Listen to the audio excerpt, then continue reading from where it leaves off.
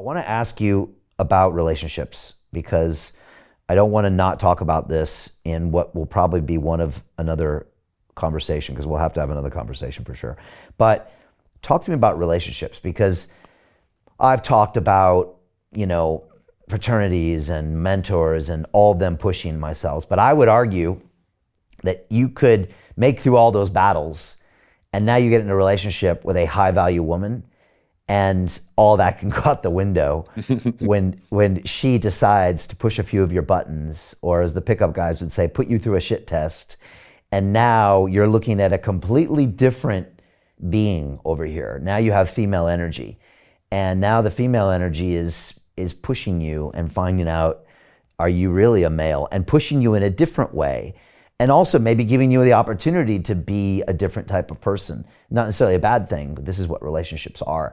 And you can really find out quickly that the male you thought you were maybe isn't the male you thought you were, because you can hang out with the tough guys and the mentors and you can roll on the jiu-jitsu mat.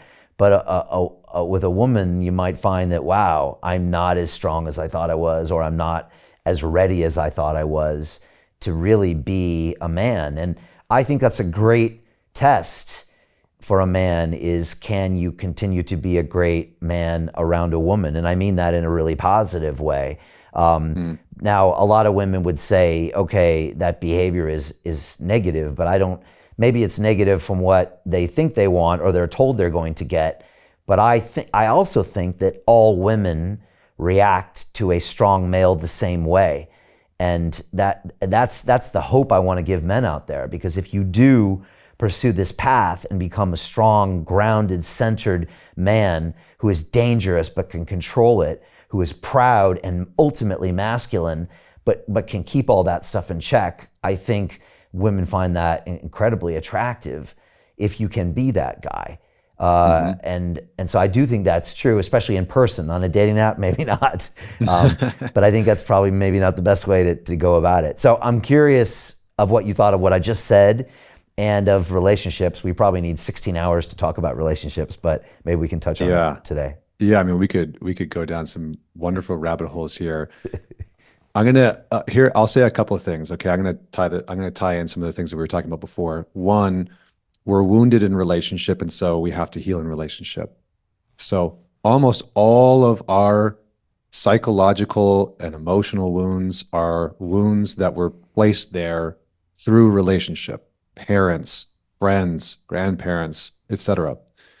And so it's just natural that when you get into a relationship with someone that you really want to be close with, this sort of paradoxical thing happens. The more I love you and want to be with you, the more that my hidden shit will come to the forefront. It's just a natural byproduct of human relationships. It's always been that way. Probably won't change anytime soon.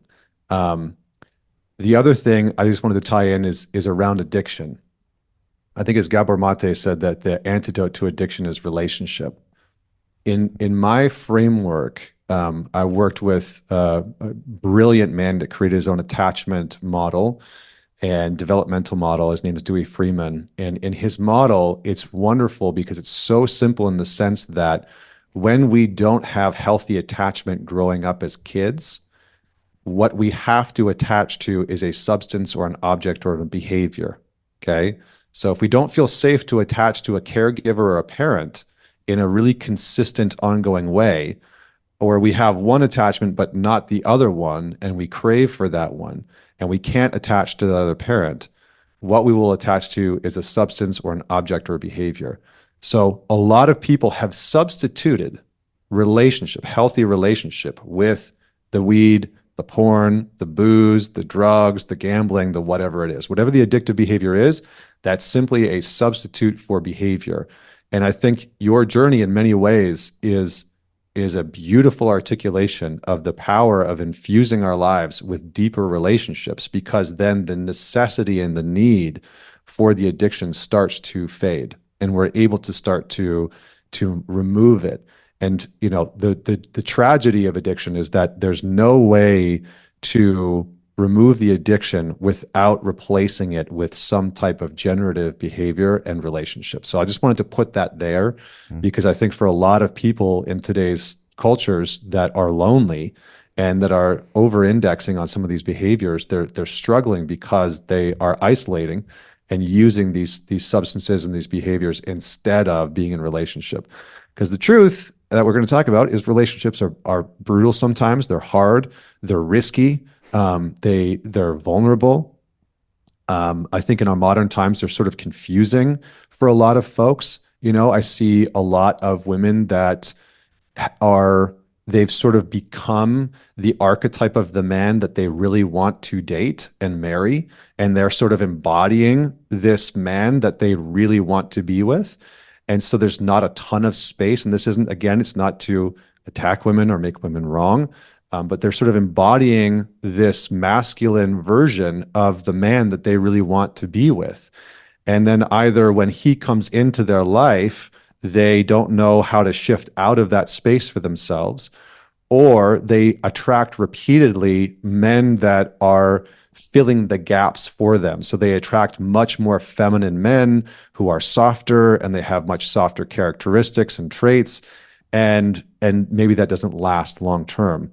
And so we have a bit of a conundrum in modern dating in the sense that, women are in the majority of metropolitan cities within America, women are out earning men under the age of 40.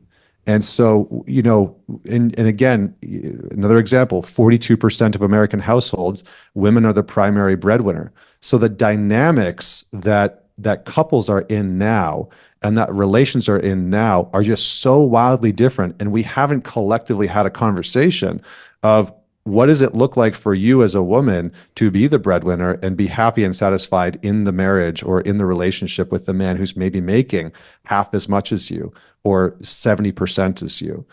Is that something that you really want, et cetera, et cetera, et cetera? So, and then on the flip side, for men, there has become more and more and more animosity towards women. And so one of the big things that I usually say to guys is you have to, one, begin to develop yourself into a man that you respect. If you respect yourself, you will attract more quality, more high value women. You just naturally will.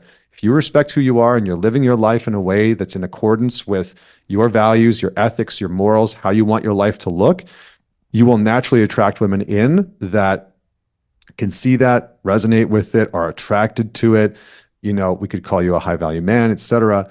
But the other thing is outside of that, really starting to check your resentment, your animosity towards women, you sort of victim puking around women. A lot of guys are like, the whole dating scene, it's the result of women. It's all women's fault. It's all feminism's fault.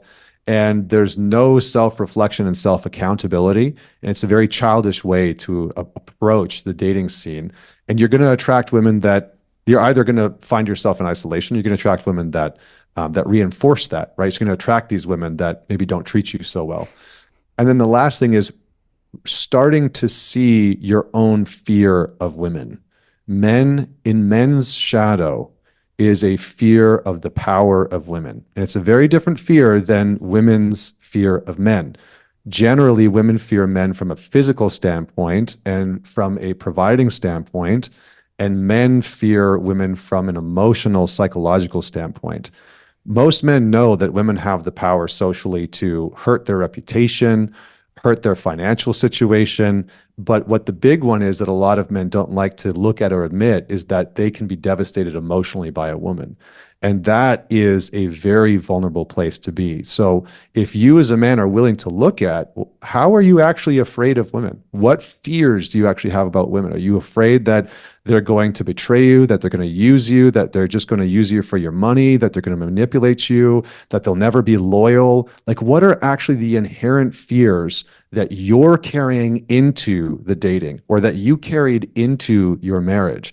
Because without some type of understanding of the fears that you have carried into dating in your marriage, you are going to play those out. And that will become the reoccurring conflict that continues to happen with you and your girlfriend and your wife, or it'll be the reason why you can't seem to find a woman that actually embodies the characteristics that you're looking for in a partner. So those are a couple things that I would really start with.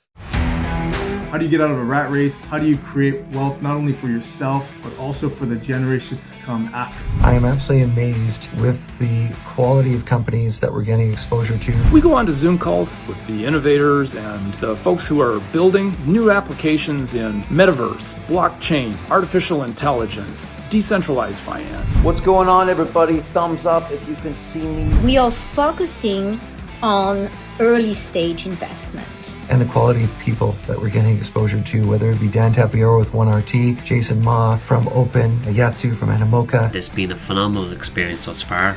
It has far exceeded my expectations. We are focusing on cutting edge technologies. I view it now as the best investment I've ever made. The upside I view is unlimited. And as a retail investor, I would never get this exposure anywhere else outside of Investment Club. See you in the investment club.